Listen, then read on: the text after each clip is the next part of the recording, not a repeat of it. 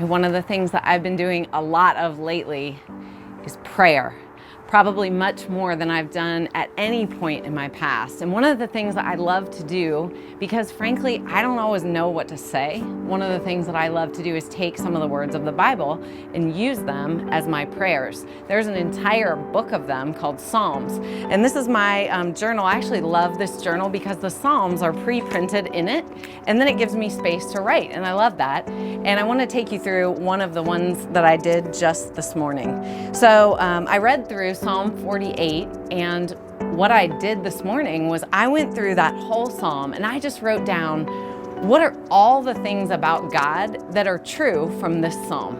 And I made myself a list. I'll spare you the whole list, but I will read you a few because it's unbelievable in just a 14-verse psalm how many things I can take away as the truth about who God is. And I need that right now because I need to remember He's the same. He's the same as He was a year ago, a decade ago. He's the same God as He was thousands of years ago, and that He will be into eternity.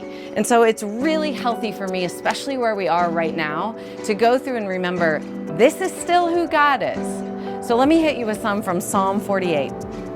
I wrote down, the Lord is great. He's to be praised. He's a king. He's a God who makes Himself known. He has a city He calls His own and a mountain that He named. He's the commander of an army. He has praise that will reach the ends of the earth and continue forever. He's coming as a judge, and He's altogether righteous. It says that He's worthy to be passed on to the next generation. There's all kinds of things just in Psalm 48. And I'll tell you, the one that stuck with me this morning was the very last line. It says, He will guide us forever. Our God is an everlasting guide. That means He's out in front of us. He's charted the course. He knows where we're headed. That means a lot to me right now in a time where things feel a little uncertain. Maybe you need to remember today one of these. Maybe you need to remember that He gives steadfast love. Or maybe you need to remember that this psalm says that God is a fortress.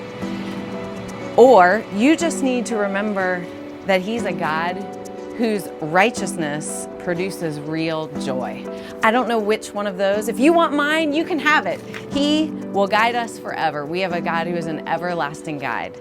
But that's one of the things I love to do with the Psalms because they're a book of people reflecting on who God is.